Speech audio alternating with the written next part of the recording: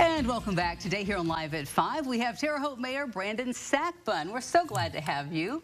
Yeah, thank you so much. Happy to be here today. Yeah, this is our first sit-down interview once a month. We hope to have you. We can talk about various issues taking place in Terre Haute. Absolutely. Looking forward to it. Why don't we get started? All right. So first up, you just celebrated your first month in office, yes. and we know that you had a lot of moving parts. And 3 Terre Haute police officers, they are now members of a very important task force. It's the Internet Crimes Against Children organization, and this is called a key task force that they're involved with. Tell us a little bit about what they will be doing and why is this important to keep our children safe? Absolutely. So we have there's actually about 61 of these task forces nationwide, and it's the ICAC task force.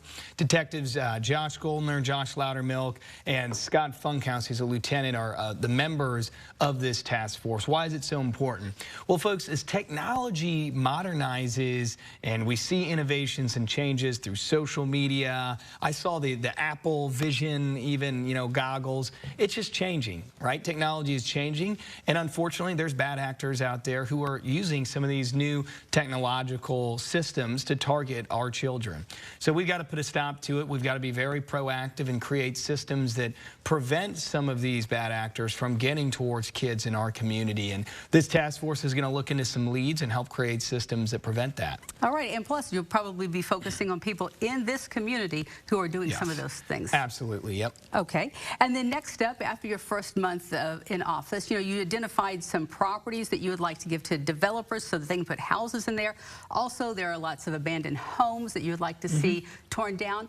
Tell us how those efforts are going, and then how does this help the city? So this is kind of a partnership with Terre Haute Redevelopment, the mayor's office, as well as Thrive West Central Indiana. If you remember, in about September of 2023, funds from the American Rescue Plan were transferred to Thrive West Central to create a micro-grant program to incentivize developers to build here in Vigo County and Terre Haute. And the city does have quite a long list of some vacant properties that we made the decision to transfer the ownership over. We partnered with several developers to get some paperwork ready to apply for some of these Thrive programs and to start rebuilding on vacant lots. Why is this important? One, it increases our housing stock.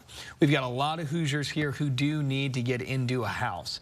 We've got one of the oldest housing stocks in the state of Indiana, so we're adding to our housing inventory with programs just like this. 2, it increases our tax base, higher opportunities for us to get property tax with more lots being built and developed on.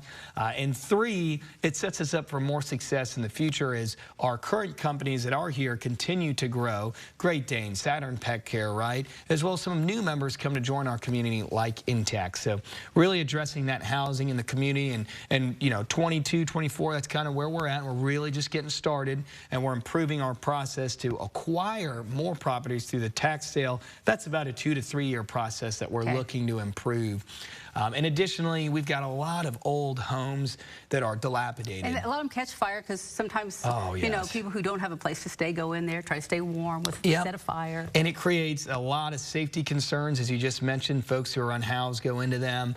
And oftentimes, because our housing stock is so old, you see lead paint being used, you see falling second, third story floors, and I do not enjoy tearing homes down. I really don't, and I wish we had more folks with checkbooks ready to go in and pay for remodeling, but unfortunately we don't.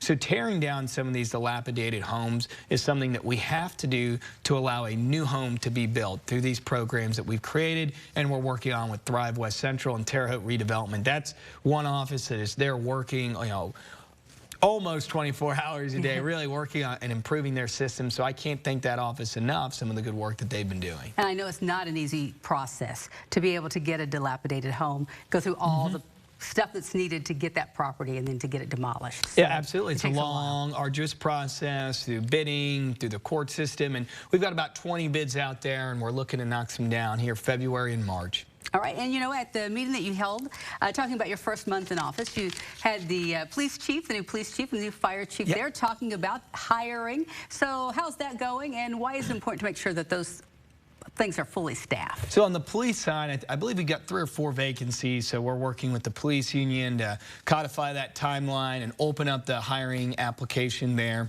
On the fire side, they're down, double digits in terms of firefighters, and we've got a merit list that had been approved by the previous administration, so we're looking to get them onboarded and begin their training. Folks, 14 new firefighters being trained to become paramedics, EMTs. That really helps the current labor group that we're pulling from with our current firefighters and addresses problems like overtime. It balances our shifts. It allows guys who have 25, 30, 35 years to plan out what days they'll be working instead of being triggering mandatory overtime. So it helps the taxpayers, it helps our current firefighters, gives them some more time off. It's a win-win, a little bit of relief.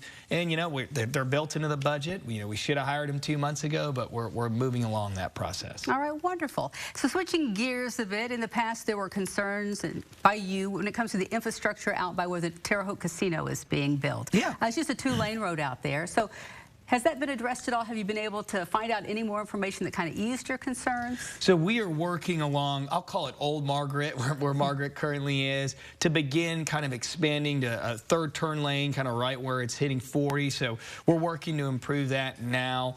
Look, you don't have to be the Secretary of Transportation to know that about 1.1 million tourists coming in. Of course, that's going to create traffic concerns. So we're working on being proactive, looking at the East Side TIF funds to improve the infrastructure out there, the roadways, the utilities, and really set the conditions to where they benefit the current developments that are out there and enable future developments down the road. So traffic is definitely one of them. We're monitoring that. We're looking at the older plans for what would be New Margaret and seeing what room there is to kind of shift some of those. And do you think that the city will have to pay any of that, or is this going to be the casino who pays that, the state? I mean, I don't know. Who's fitting the bill? Yeah, absolutely. Well, I'd love for the casino to come through tomorrow with a large check. Hopefully they're tuning in today.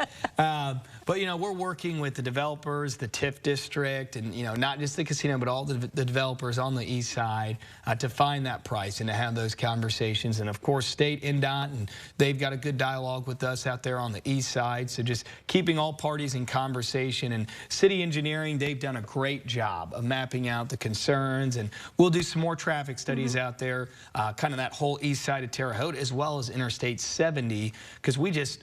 it's creating problems. I-70 being 2 lanes, so we've got to do a traffic study on that to articulate our position to the State House and to our federal legislators about why we would need funding for a 3rd I-70 lane.